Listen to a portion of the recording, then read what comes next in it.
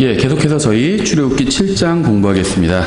예, 출애굽기는 이야기 형식으로 되어 있기 때문에 사실 내용이 많지는 않습니다. 그래서 저희가 출애굽기를 살펴보면서 지금 이 시대에 또 저희들에게 적용되는 것도 살펴보도록 하겠습니다.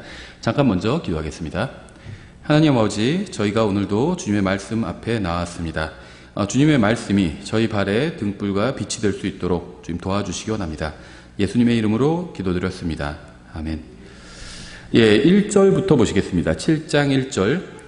주께서 모세에게 이르시되 보라, 내가 너로 하여금 파라오에게 신이 되게 하였은즉 내 형 아론은 내 대언자가 되리니. 예, 하나님께서는요 모세를 하나님으로 만드신 건 아니고요. God, 소문자 G로 시작하는 God이에요. 그래서 파라오에게 신이 되게 하셨습니다. 주님께서는 파라오의 눈앞에서 모세를 굉장히 높이신 거죠. 이집트인들은 여러 신을 숭배했습니다. 다신교 국가였죠. 그들은 고양이나 개나 강과 같은 것들로 신을 만들어 섬겼어요. 그래서 고양이 모양의 그런 신도 섬겼고 개 모양 또 강도 섬겼고 그 외에도 여러 가지 신들을 섬겼습니다. 주님께서는 이집트인들 앞에서 모세를 그들이 숭배하는 신과 같은 존재로 만들어 주셨습니다. 그래서 모세가 보통 인간이 아니라 정말 신처럼 특별한 존재다, 이렇게 만들어 주신 거예요. 모세는 자신이 파라오 앞에서 어떻게 설 수 있는지 걱정했고요. 주님께서는 그가 걱정하는 것이 무엇인지 정확히 잘 알고 계셨죠. 모세에게 필요한 것은 주님의 말씀대로 행하는 믿음이었습니다. 오직 주님만 신뢰하면 주님께서는 약속하신 대로 이루실 겁니다. 우리에게도 필요한 것도 바로 이것이겠죠. 주님의 말씀을 신뢰하는 이 믿음이 필요한 거죠. 2절. 내가 내게 명령하는 모든 것을 너는 말하고 또 내 형 아론은 파라오에게 말하여 그가 이스라엘 자손을 자기 땅에서 보내게 할지니라. 모세가 할 일은요 파라오의 마음을 바꾸거나 이집트를 변화시키는 것이 아니라 하나님의 말씀을 그대로 전하는 것이었습니다. 오늘날 우리에게 주어진 사명도 똑같죠. 우리는요 세상을 변화시키거나 우리나라를 변화시키는 게 우리의 사명이 아니에요. 우리 지역을 변화시키는 것도 우리의 사명이 아닙니다. 물론 지역에서 뭐 좋은 일을 하면서 봉사하는 거는 좋아요. 그렇죠. 어떤 지역에, 자기가 사는 지역에서 봉사단체에 가입해서 봉사하시는 분들이 있습니다. 저는 잘 모르는데 저희도 오다 보면은 그 동백, 거기 어딘지 모르겠어요. 로타리인지 뭐 어딘지 하여튼 뭐 로타리 클럽 아니면은 뭐 그 라이온스 클럽 뭐 이런 거 동생 같은 거 있더라고요. 근데 거기에 초아의 봉사 이렇게 써 있더라고요. 자기를 넘어선 봉사라는 거죠. 거기가 무슨 단체인지는 전 잘 몰라요. 근데 어쨌든 간에 다른 사람을 위해서 희생하는 게 봉사죠. 그런 건 나쁜 건 아닙니다. 봉사 자체가 훌륭한 겁니다. 하지만 우리 나라를 변화시키겠다, 우리 사회를 변화시키겠다, 세상을 변화시키겠다, 이런 건요 하나님께서 주신 명령이 아닙니다. 우리가 좋은 시민이 되어야 돼요. 좋은 국민이 되어야 합니다. 그렇죠. 또 좋은 주민이 되어야 돼요. 하지만 우리 나라를 변화시키는 것, 우리 사회를 변화시키는 것은 우리의 사명이 아닙니다. 하나님께서 모세에게 이집트를 변화시켜라, 파라오를 변화시켜라 이렇게 명령하지 않으셨습니다. 가서 하나님께서 명령하신 모든 것을 말하라고만 명령하셨어요. 하나님의 모든 말씀, 하나님께서 모세에게 주신 모든 말씀, 우리가 하나님께 받은 말씀 있잖아요. 그 모든 말씀을 우리가 세상에 가르치고 선포하고 전하는 것이 우리의 임무지, 세상을 변화시키는 건 우리의 임무가 아닙니다. 단 한 번도 그런 명령을 주신 적이 없어요. 세상을 변화시키려고 하는 것이 무천년, 후천년주의자들이에요. 적어도 전천년 교리를 믿는다고, 전천년 체계를 믿는다고 고백하는 이 독립침례교회 성도들은요 세상을 자꾸 변화시키려고 해서는 안 돼요. 엉뚱한 짓 하고 있는 겁니다. 그거는. 이집트를 심판하거나 변화시키는 것은 주님께서 하실 일이에요. 모세가 할 일이 아닙니다. 모세는 자꾸 그걸 걱정해요. 내가 말했는데 저기서 반응이 없으면 어떡하지? 이거 걱정하고 있어요. 이집트와 파라오를 변화시키고 이집트와 파라오를 심판하실 분은 모세가 아니라 하나님이에요. 그러니까 하나님은 자신의 일을 하실 겁니다. 그거 걱정할 필요가 없어요. 우리는 우리의 일을 해야 돼요. 모세가 해야 할 일, 우리가 해야 할 일은 뭐죠? 하나님의 말씀을 전하는 겁니다. 그렇죠. 주님께서는 항상 자신의 일을 완벽하게 하셨습니다. 모세는 아무 염려하지 말고 자신의 일을 하면 되는 것이었죠. 그의 일은 주님께서 명령하신 모든 말씀을 전하는 것이었습니다. 3절. 내가 파라오의 마음을 강팍하게 하고 또 나의 표적들과 나의 이적들을 이집트 땅에 많이 내리라. 드디어 이제 문제의 구절이 나왔죠. 파라오의 마음을 내가 강팍하게 하겠다. 이렇게 말씀하셨어요. 하나님께서 모세를 파라오에게 보내시고 기적과 표적과 이적을 행하는 능력을 더해 주셨습니다. 잘 생각해 보세요. 하나님께서 지금 무엇을 하시려는지 이해를 해야 어떤 비성경적인 어떤 예정론이나 이런 교리에 빠지지 않아요. 하나님께서 모세를 보내셨죠. 파라오에게. 그리고 기적과 능력을 행하는, 기적, 표적, 이적을 행하는 능력을 더해 주셨습니다. 파라오 앞에서 신이 되게 해주셨어요. 하지만 파라오는 모세의 말을 듣지 않을 겁니다. 왜냐하면 하나님께서 파라오의 마음을 강팍하게 하셨기 때문에 모세의 말을 듣지 않을 거예요. 그런데 하나님께서 뭐라고 하셨죠? 파라오는 네 말을 듣지 않을 거라는 걸 하나님께서 미리 아셨어요. 그런데도 모세한테 가서 말씀을 전해라 이렇게 말씀하셨습니다. 이게 우리한테 중요한 포인트라는 겁니다.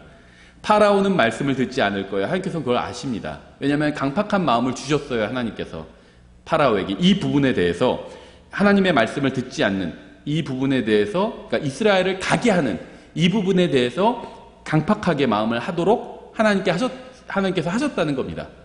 그래서 파라오가 말을 듣지 않을 걸 알고 계세요. 그런데도 불구하고 하나님께서 모세에게 가서 말씀을 선포하라고 명령하셨다는 거죠. 그럼 뭐를 의미하죠? 모세한테 파라오를 설득하라고 하지 않으셨다는 겁니다. 그건 걱정하지 않아도 설득할 수도 없어요. 하나님께서 마음을 강팍하게 하셨습니다. 설득할 수가 없어요. 그런데도 모세한테 가서 말씀을 선포하라고 하셨던 거죠. 우린 이거를 잘 이해해야 돼요. 많은 기독교인들이요, 복음을 전해도 받아들이는 사람 거의 없다고 불평합니다. 제가 아는 어떤 사람도요, 거리 설교 자체 잘못된 거 아니죠. 거리 설교가. 그런데 거리 설교를 열심히 했는데 아무도 믿는 사람이 한 명도 없었기 때문에 자기는 더 이상 거리 설교를 하지 않겠다. 이렇게 얘기한 분도 봤어요. 그건 잘못된 거죠. 받아들이는 사람이 없으니까 복음을 전할 필요가 없다고 합니다. 하나님께서 말씀을 듣지 않을 파라오에게 가서 말씀을 선포하라고 모세에게 명령하셨습니다. 이건 모순이 아니에요. 이거는요, 하나님의 의도가 숨어 있어요. 아무도 듣지 않아도, 아무도 복음을 받아들이지 않아도 주님께서 복음을 전하라고 하셨으면 그렇게 해야 합니다. 우리가 누군가에게 복음을 전했는데 그가 복음을 거절하면 그것은 그 사람의 문제예요. 우리가 복음을 전했다면 우리는 하나님의 명령에 순종했기에 우리에게는 문제가 없는 겁니다. 죄인이 복음을 거절하거나 마귀가 회개하지 않는 것은 우리의 문제가 아니에요. 마귀가 정말 회개하지 않고 영원히 지옥에서 보내게 될까 막 이런 거 고민하는 분도 있는데 그건 우리가 문제가 아닙니다. 마귀의 문제지. 어떤 사람이 복음을 거절하면요, 우리의 문제가 아니에요. 그건 그 복음을 거절하는 사람의 문제지. 우리가 복음을 전했다면 우리는 하나님의 명령에 순종한 겁니다. 사람들이 예수님께로 나오지 않는 것은 우리의 문제가 아니에요. 사람들의 반응과 상관없이 우리가 복음을 전하지 않는다면 그게 이제 우리의 문제가 되는 거죠. 우리가 복음을 전했는데 사람들이 거절해요. 그럼 결국 누가 손해를 입게 되죠? 그 사람이 손해를 입게 돼요. 복음을 전하라고 했고 우린 복음을 전했잖아요. 그럼 우리는 상급을 받아요. 구원받은 사람 아무도 없어도요, 상급을 받아요. 우리는 명령에 순종했기 때문에. 근데 복음을 거절하면 그 거절한 사람이 지옥에 가게 되잖아요. 그 사람이 손해를 받게 되는 거예요. 그래서 복음을 거절하면 그 사람 문제라는 겁니다. 내 문제가 아니에요. 우리가 복음을 전하지 않으면, 사람들의 반응과 상관없이 우리가 전하지 않으면 그때는 우리의 문제죠. 명령에 불순종한 거니까. 우리에게 중요한 것은 하나님께서 우리에게 무엇이라고 명령하셨느냐, 이 문제예요. 주님께서 우리에게 복음을 전하라고 명령하셨습니다. 우리가 그 명령에 순종하지 않으면 우리에게 문제가 있는 거죠. 하지만 우리가 복음을 전했는데 누군가 복음을 거절했다면 그것은 우리의 문제가 아니라 그 사람의 문제일 뿐입니다. 우리가 할 일은 말씀을 전하는 거예요. 내가 파라오의 마음을 강팍하게 하고 또 나의 표적들과 나의 이적들을 이집트 땅에 많이 내리라 이렇게 말씀하셨죠. 주님께서는 이 말씀대로요, 이집트에서 기적을 많이 행하셨습니다. 10가지 행하셨죠. 첫 번째는 7장에서 물을 피로 바꾸는 거였고요. 두 번째는 8장에서 수많은 개구리를 나오게 하는 거였고요. 세 번째 8장에서 땅에 티끌을 이가 되게 하는 거였고요. 네 번째 8장에서 온 땅에 파리가 가득하게 하는 거였고요. 다섯 번째 9장에서 가축을 죽이시는 거였고요. 여섯 번째 9장에서 종기가 생기게 하는 거였고요. 일곱 번째 9장에서 엄청난 우박이 떨어지게 하는 거였고요.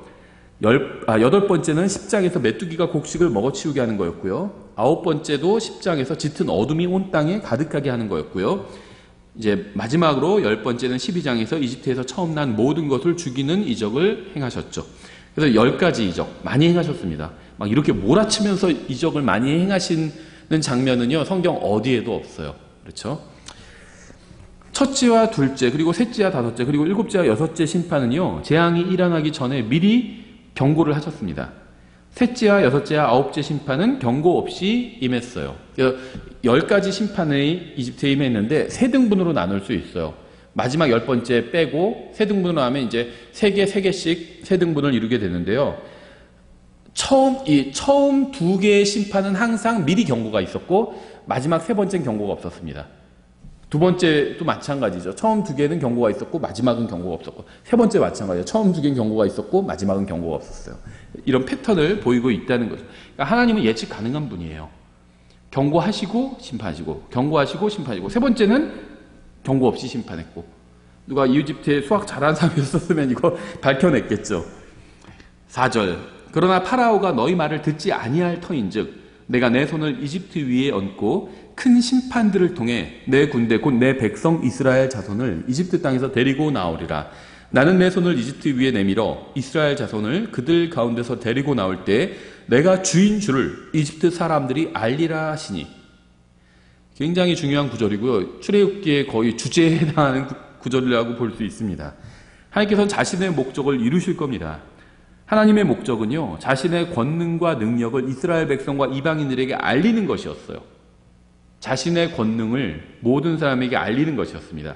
그래서 모든 사람이 주님께서 바로 참 하나님이심을 알게 하는 것이 하나님의 목적이었습니다. 그래서 주님께서는요, 자신이 참 하나님이심을 이집트인들에게 알리기 위해서 그들의 거짓 신들을 제압하셨어요. 이 10가지 재앙을 통해서요, 이집트에 있는 거짓 신들을 제압하신 겁니다. 강의 신을 제압하기 위해서 물을 피가로 바꾸신 거고요. 그러니까 이런 이집트 또 송아지를 섬겼잖아요. 그래서 가축을 죽이신 거고요. 이 10가지 심판은요, 이집트의 신들을 제압하신 모습을 보여주신 겁니다. 이집트의 신들을 다 죽이신 거예요. 그러면 이제 이집트에서 누구만 남죠? 하나님만 남아요. 그러니까 하나님만이 참된 신이란 걸 알리기 위해서 이러한 일을 기획하셨다는 겁니다. 하나님께서. 이집트인들은 주님께서 심판하실 때 언제든지 마음을 바꾸고 주님 앞으로 나올 수 있었어요. 그들에게는 멸망하지 않을 충분한 기회가 있었습니다. 심판받았다고 해서 멸망한 건 아니에요. 그렇죠? 기회가 있어요. 아직 이런 심판을, 영원한 심판을 하신 것이 아니라 재앙의 심판으로 하셨잖아요. 이 세상에서. 그래서 그러한 심판이 임할 때 생각해 볼 수 있다는 겁니다. 아, 우리가 섬기는 이 송아지의 신이 참된 신이 아니구나. 하나님이 참된 신이구나. 이렇게 생각하고 하나님 앞에 나오면 되는 거였다는 겁니다. 주님께서 파라오의 마음을 강팍하게 하셨다는 것은요, 그가 죽어서 지옥에 가기로 예정되었다는 것이 아니에요. 출애굽기 7장의 문맥은 혼의 구원과는 전혀 관련이 없습니다. 문맥 어디에도 죽어서 지옥에 가거나 하늘나라에 가는 문제를 다루고 있지 않아요. 하나님께서 자신의 능력을 사람들에게 보여주셔서 참 하나님이 누구인지 알려주시기 위해서 파라오의 마음을 강팍하게 하신 겁니다. 주님께서는 10번의 심판을 통해서 이집트의 모든 신들을 제거해 주셨어요. 그래서 이스라엘 백성이 이집트를 떠날 때 이집트에는 더 이상 거짓 신이 남아있지 않고 여호와 하나님의 명성만이 남아있었습니다. 얼마나 좋은 환경이에요.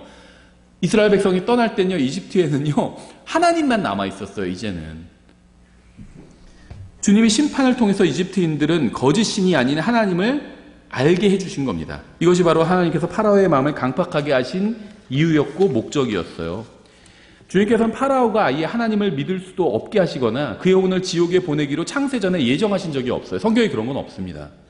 성경에는 그런 말이 나오지 않아요. 주님께서 파라오의 마음을 강팍하게 하신 이유는 참 하나님이 누구신지 사람들에게 보여주기 위함이었지 파라오를 지옥에 보내기 위함이 아니었습니다.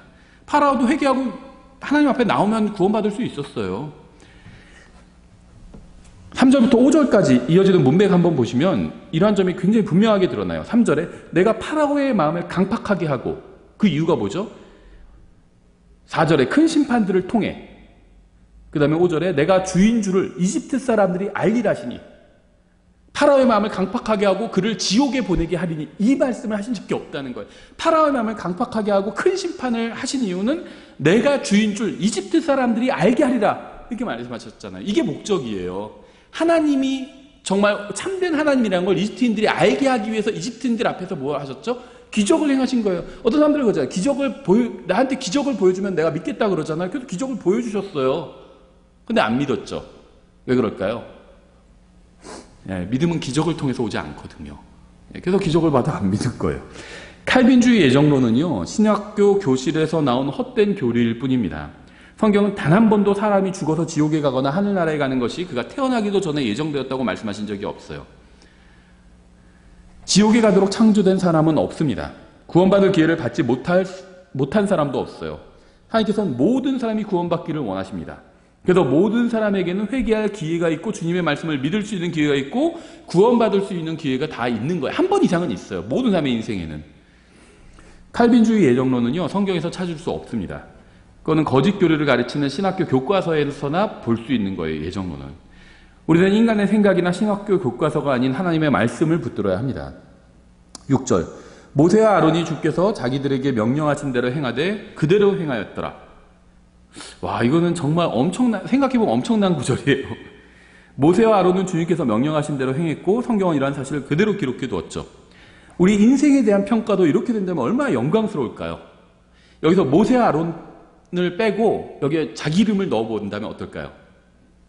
한번 넣어보세요. 이유지는 주께서 자기에게 명령하신 대로 행하되 그대로 행하였더라. 만약에 이렇게 기록된다면 얼마나 영광스러울까요? 그리스도의 심판석에서 우리의 인생에 대해서 주님께서 이렇게 평가하신다면 이건 뭐 최고의 평가겠죠. 그는 주님께서 말씀하신 그대로 행하였더라. 이렇게 평가된다면 최고의 찬사입니다. 이건. 7절, 그들이 파라오에게 말할 때 모세는 80세였고 아론은 83세였더라.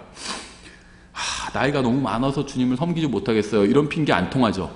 80세였고 83세였는데 현역 사역자로 뛰고 있습니다. 개신교에서는 구약의 그 이스라엘을 교회가 계승했다고 생각하고 또 구약의 제사장이나 대언자들을 목사가 계승했다고 이렇게 생각합니다. 그건 성경적인 생각은 아니죠. 근데 이런 거는 왜 계승하지 않는지 모르겠어요. 정년이 있어요. 그렇죠. 65세면은 보통 정년을 합니다. 목사들도. 뭐 장점도 있으리라고 생각을 합니다. 다음 세대에게 아름답게 이렇게 자리를 물려주고 그러더라고요. 뭐 좋은 점도 분명히 있다고 생각하는데요. 근데 그게 성경적인 거는 아닌 것 같아요. 자기 힘이 다할 때까지 하나님을 섬기는 게 맞다는 생각이 듭니다. 모세가 이집트인들을 죽이고 광야로 도망쳤을 때가 40세였어요. 그리고 이제 40년이 지난 후에 하나님께서 모세를 사용하기 시작하신 겁니다. 8절, 주께서 모세와 아론에게 말씀하여 이르시되 파라오가 너희에게 말하여 이르기를 너희를 위해 기적을 보이라 하거든. 기적 보여주면 믿겠다 이 말이죠. 너는 아론에게 이르되 내 막대기를 가져다가 파라오 앞에 던지라 하라. 그것이 뱀이 되리라 하시니라. 하나님께서 모세 앞에서 막대기가 뱀이 되는 기적을 행하셨습니다. 모세는 계속 주님의 말씀을 믿지 않고 변명과 핑계를 대기에 급급했죠. 그래서 주님께서는요, 아론이 기적을 행하게 하라고 말씀하신 거예요. 원래 모세한테 네가 말하고 네가 기적을 행하라 이렇게 하셨는데 모세가 거부했잖아요. 그러니까 하나님께서는 그러면 아론이 말하고 너는 아론에게 얘기해주고 그다음에 지팡이도 네 지팡이 아론한테 줘라. 그래서 아론이 기적을 행하게 해라 이렇게 말씀하신 거예요. 지금 10절, 모세와 아론이 파라오에게 들어가 주께서 명령하신 대로 행하여 아론이 파라오와 그의 신하들 앞에서 자기 막대기를 던지니 그것이 뱀이 되니라. 이에 파라오도 지혜자들과 마법사들을 부르매 이제 이집트의 마술사들도 자기들의 마술로 비슷하게 행하였으니. 하나님께서 아론을 통해서 기적을 행하셨는데 마귀도 그것을 흉내내고 있습니다. 마귀는요, 제한적이기는 하지만 능력을 가지고 있어요. 하지만 아무리 마귀가 대단한 능력을 가지고 있다 해도요, 우린 전혀 두려워할 필요가 없습니다. 모든 것을 주관하고 계신 분은 항상 하나님이시고요, 마귀는 하나님께서 허락하신 만큼의 능력을 가지고 있을 뿐이기 때문이에요. 어떤 분들은요, 막 걱정하는 분들이 있어요. 이 세상에서 지금 정부가 다 우리를 속이고 무슨 뭐 예방주사에다가 뭐를 넣어가지고 뭐 정부에게 순종하는 삶으로 만들면 어떡하지? 그런 기술이 있는지 저는 잘 모르겠어요. 이공계 쪽에 문외한 일에서 의학 지식이 전혀 없기 때문에 그런 기술이 있는지는 모르겠지만요. 그러면은 왜 그것만 걱정해요? 차라리 수돗물에 뭘 타가지고 정부에서 다 우리 생각을 주관하게 하는지 그거 어떻게 알아요? 미국에서 실제로 그런 거 제안했던 사람들이 있었어요. 예전에, 오래전에 히피 문화가 막 판칠 때 수돗물에 LSD 마약을 타가지고 사람들 그냥 환각 속에서 기쁘게 살게 하자 이렇게 주장하는 사람들도 있었어요. 근데 정부에서 그렇게 반대했거든요. 그렇게 하면 어떻게 되겠어요? 다 죽어나가요. 그럼 반대했거든요. 정부에서 사람들의 생명을 사랑해서 지켜준 게 아니라요, 세금을 걷어야 되기 때문에 지켜준 거예요. 정부의 목적은 그거거든요. 사람들의 그 국민들의 그 생명과 건강을 지키려고 노력해요. 대부분의 상식적인 정부는. 그런데 그 이유는 국민들을 사랑해서가 아니라 세금을 걷어야 되기 때문에 국민이 줄어들수록 세금이 줄어듭니다. 그럼 정부가 존립을 못해요. 그러니까 세금을 목적으로 국민들의 이 건강을 지켜주려고 정부는 나름대로 노력한다는 거죠. 정부가 물에 뭐를 타고 무슨 약에 뭐를 타서 우리를 어떻게 하면 어떡하지? 이 세상이 마귀의 것이고 이 정부도 다 마귀에게 속했기 때문에 그렇게 하면 어떡하지? 이런 걱정하시는 분들이 있는데 걱정할 필요 없어요. 하나님이 더 강하십니다. 출애굽기가 여기서 끝났다면 11절에서 끝났다면 우리가 걱정해야 돼요.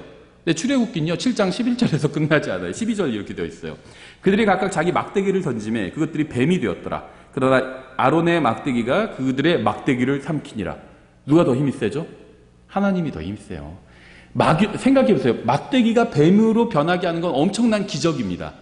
하나님께서 행하셨어요. 아론을 통해서. 그때가 마귀가 어떻게 했죠? 마귀도 그거를 따라서 행했어요. 마귀의 힘이 막강하죠. 그래서 무서워하는 거예요. 사람들이 마귀를. 마귀가 정보를 꽉 잡고 있고 해서 우리를 어떻게 해서 뭘로 속이고 어떻게 하면 어떡하지? 이 걱정하는 거예요. 근데 결국 하나님께서 막으셨죠.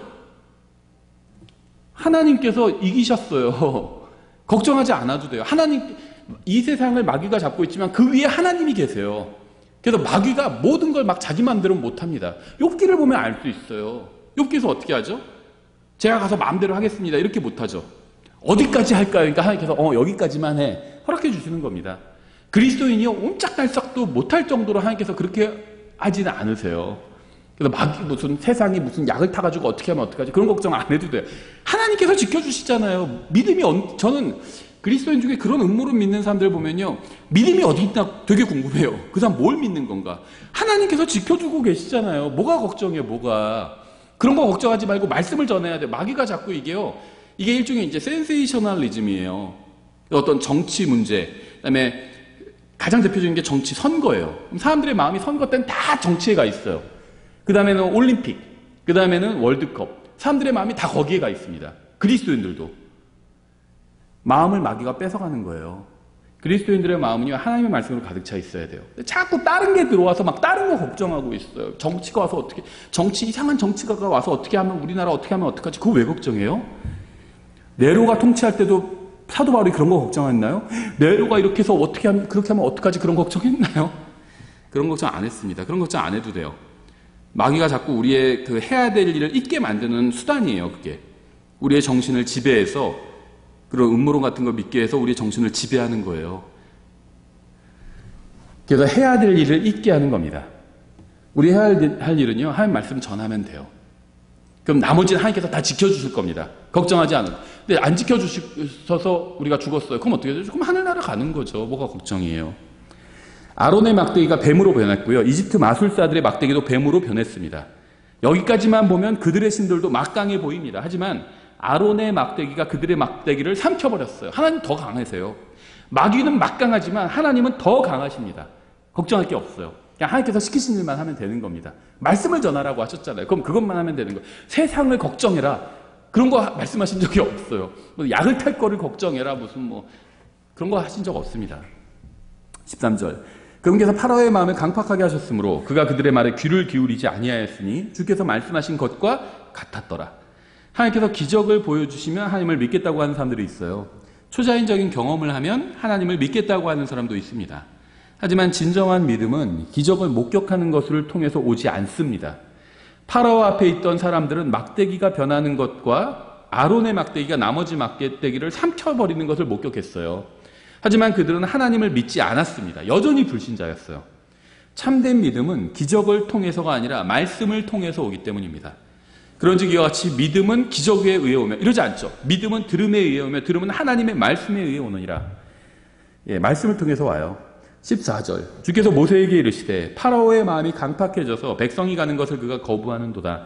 이참에 아침에 너는 파라오에게 가라. 보라, 그가 물로 나오나니 너는 강둑에 서서 그를 맞으며 뱀으로 변했던 그 막대기를 내 손에 잡고 그에게 이르기를 주 히브리 사람들의 하나님께서 나를 왕에게 보내며 이르시되 내 백성을 가게 하여 그들이 광야에서 나를 섬기게 하라 하셨으나 보소서 지금까지 왕이 들으려 하지 아니하였나이다. 주께서 이같이 말씀하시되 내가 이 일로 인하여 내가 주인 줄을 알리라 하시나이다. 이게 목적이에요. 파라오에게 이집트 사람들에게 주님께서 참 하나님을 알리는 것이 목적이라는 겁니다. 보소서 내가 내 손에 막대기로 강에 있는 물들을 치면 그것들이 피로 변하며 강의 물고기가 죽고 강이 악취를 내리니 이집트 사람들이 그 강물 마시기를 심히 싫어하리다 하라. 하나님께서는 물이 피로 변하는 심판의 말씀을 모세가 파라오에게 선포하게 하셨습니다. 이런 말은 누구나 할 수 있죠.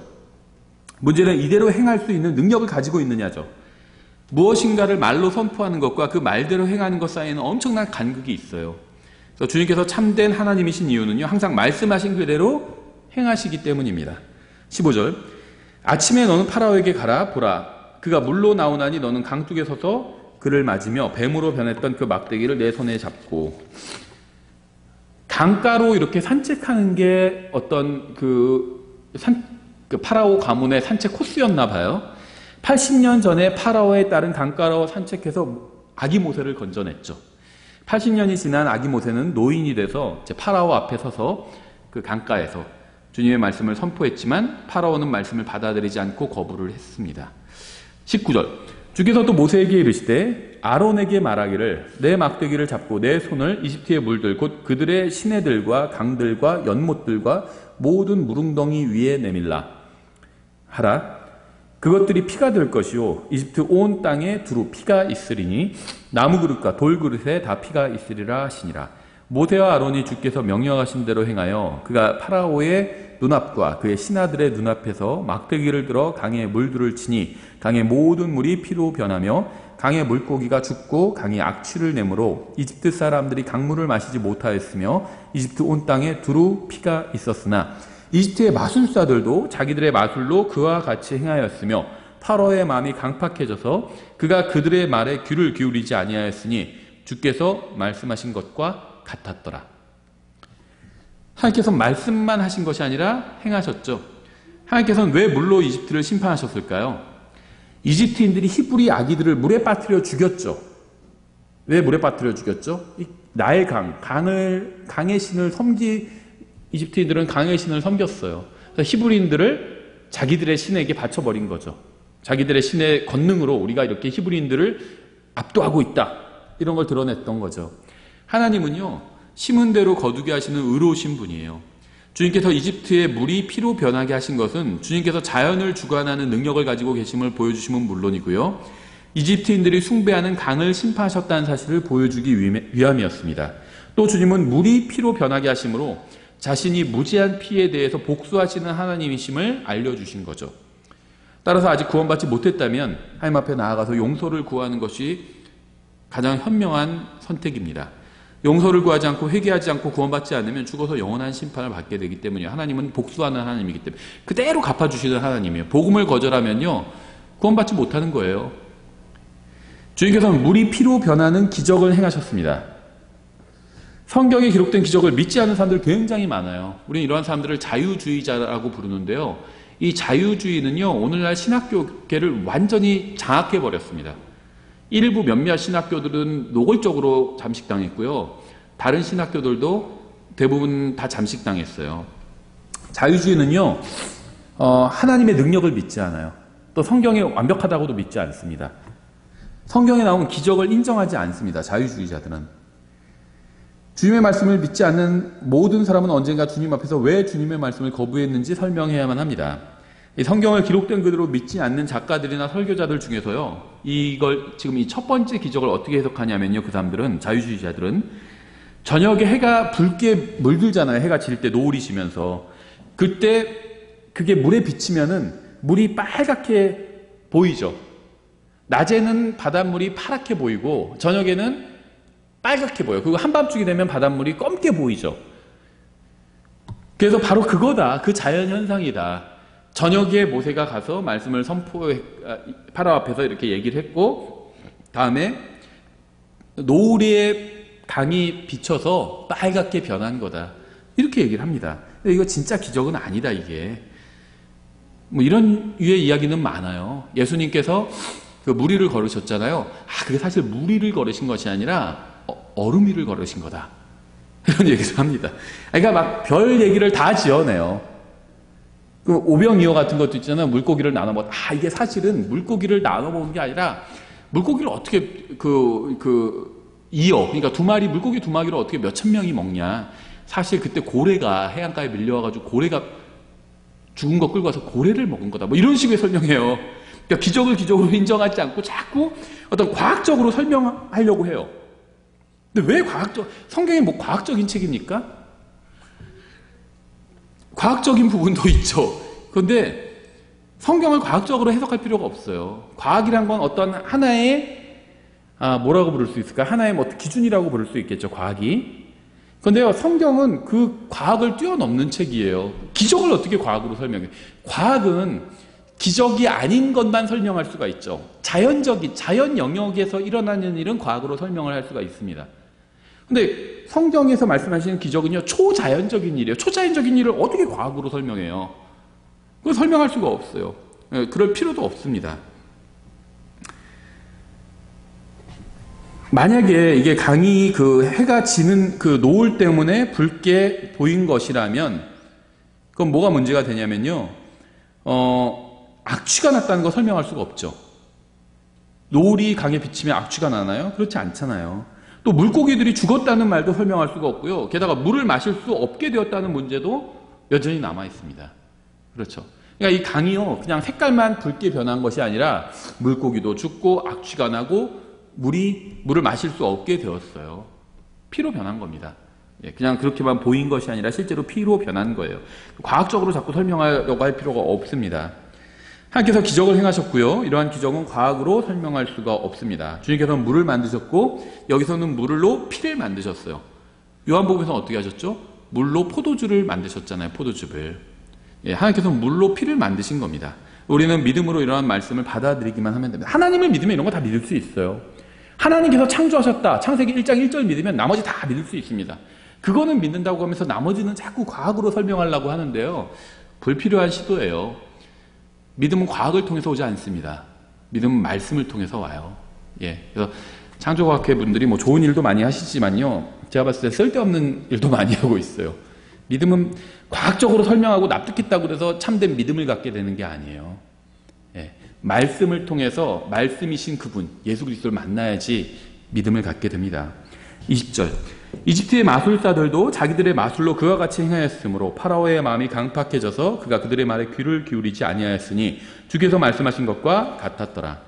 우린 여기서도요, 비록 제한된 것이기는 하지만 마귀가 놀라운 능력을 가지고 있음을 볼 수 있습니다. 마귀는 여기서도 주님의 기적을 흉내냈어요. 그런데요, 주목할 점은 마귀가 행한 기적으로 인해 상황은 더욱 악화됐다는 거죠. 이왕 기적을 하려면 반대로 행하면 더 좋았을 텐데, 이집트인들 입장에서. 주님께서 물을 피로 변하셨으면 피를 다시 물로 변하게 하든지.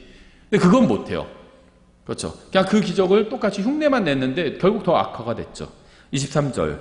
파라오가 돌아서서 자기 집으로 들어가고 이 일에도 마음을 두지 아니하며.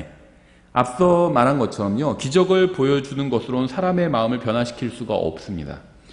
인간의 마음은요, 오직 예수 그리스도를 신뢰해서 성령님께서 들어오실 때만 변화될 수 있어요. 예수님을 받아들일 때, 하나님의 말씀을 받아들일 때 성령님께서 들어오셔서 그 말씀을 가지고 내 안에서 일하시는 거거든요. 그래야 인간의 마음은 변화될 수 있는 거지, 뭐 기적을 봤다고 해서 변화되는 것이 아니라는 겁니다. 24절.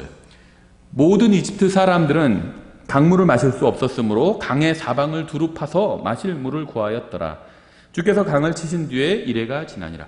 주님께서는 강물을 피로 바꾸셨고요. 사람들은 물을 구하러 사방으로 다녔습니다. 인간이 문제를 해결하는 전형적인 방식이죠. 문제의 답은 항상 하나님께 있어요. 이집트인들은 물을 구하러 다른 곳으로 가지 말고 생명수가 되시는 주님 앞으로 나아가서 회개하면 주님께서 다시 그럼 피를 다시 물로 바꿔주실 수 있잖아요.